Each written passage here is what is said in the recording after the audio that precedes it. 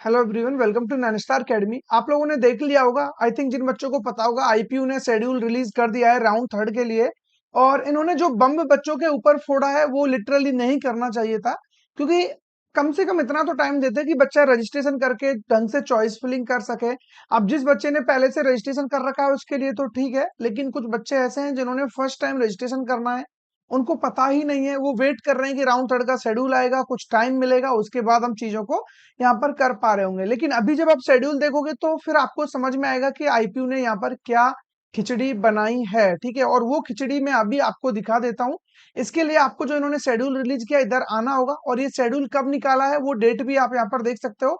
22 जुलाई को ही ये शेड्यूल निकाला है। अगर आप ये वीडियो 23 को देख रहे हो तो समझ लो कि आपका गेम ओवर होने वाला है, ठीक है। अब यहाँ पर बहुत सारे कोर्स के लिए इन्होंने बात कही है, लेकिन अपने लिए जो काम का कोर्स है वो है बीटेक, जिसका कोड 131 है, ठीक है। ये अपने लिए काम का है, इसकी बात हम लोग करने वाले हैं।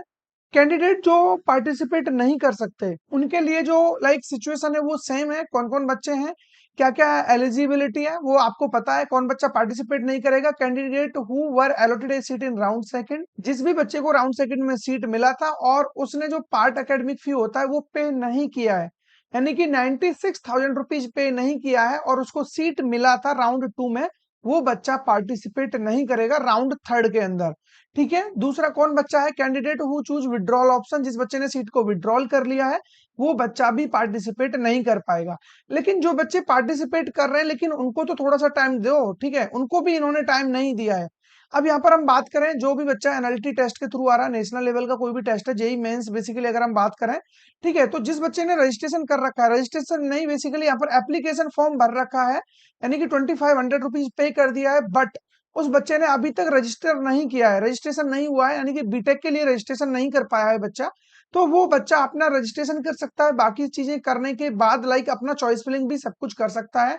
उसी के साथ साथ यहाँ पर फ्रेश स्टूडेंट को भी एंट्री है, fresh registration for program BTech on the merit of JEE Mains paper first, ठीक है। जेई मेंस के बेस पर, पेपर फर्स्ट का मतलब जनवरी वाला अटेम्प्ट नहीं है, पेपर फर्स्ट का मतलब है कि बीटेक के लिए जो पेपर होता है, एक होता है बीआर के लिए, तो पेपर वन और पेपर टू इस तरीके से बोला जाता है। अब यहाँ पर टाइम क्या दिया गया है? रजिस्ट्रेशन फॉर काउंसलिंग, ठीक है, followed by uploading of educational जो भी यहाँ पर testimonials and reserve category documents, ठीक है, सारी चीजें आप यहाँ पर अपलोड वगैरह कर दोगे 22 से 23 जुलाई, समझ रहे हो। अगर आप वीडियो 23 को देख रहे हो तो आज का ही दिन है आपके पास, रात को 11 बजे तक का, जिसमें आप लोग अपना रजिस्ट्रेशन एंड चॉइस फिलिंग को डन कर सकते हो। उसके बाद आपको टाइम नहीं दिया जाएगा, ठीक है।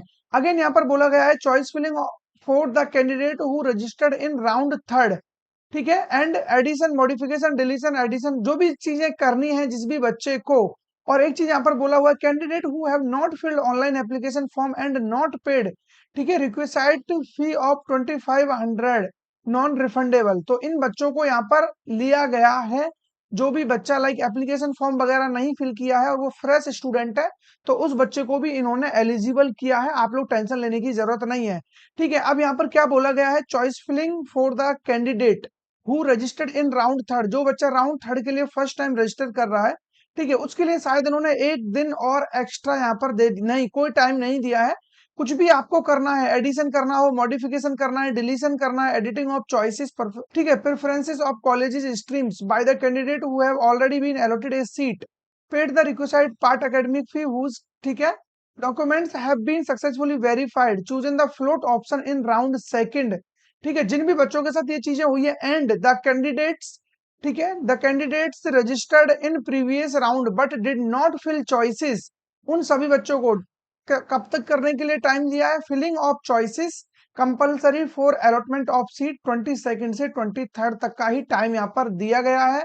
चाहे वो रजिस्ट्रेशन की बात हो, चाहे वो चॉइस फिलिंग की बात हो, दोनों केस में आपको सिर्फ और सिर्फ 2 दिन का टाइम मिल रहा है। 2 दिन में आज का डेट तो निकल चुका है, ठीक है, 22 तो निकल गया, 23 आपके पास मात्र यही दिन बचा हुआ है, वो भी रात के 11 बजे तक या 11:59 तक चॉइस फिलिंग कर सकते हो और 11 बजे तक रजिस्ट्रेशन कर सकते हो।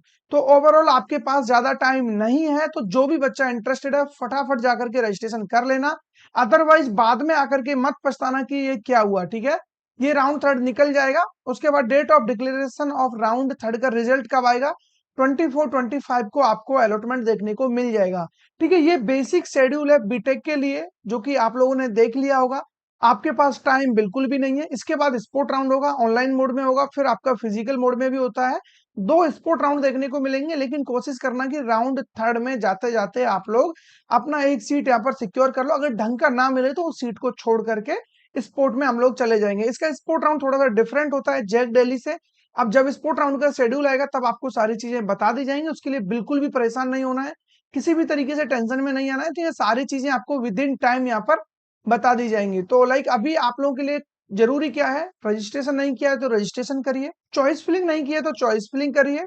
और आप लोगों को इस सब में प्रॉब्लम आ रहा है चॉइस फिलिंग में, आप पर्सनली हमसे चॉइस फिलिंग कराना चाहते हो, रजिस्ट्रेशन करने में प्रॉब्लम आ रहा है, आप लोग काउंसलिंग को मैनेज नहीं कर पा रहे हो, किस काउंसलिंग में पार्टिसिपेट करूं किस में नहीं करूं, उस सब के लिए हमारा काउंसलिंग प्रोग्राम है।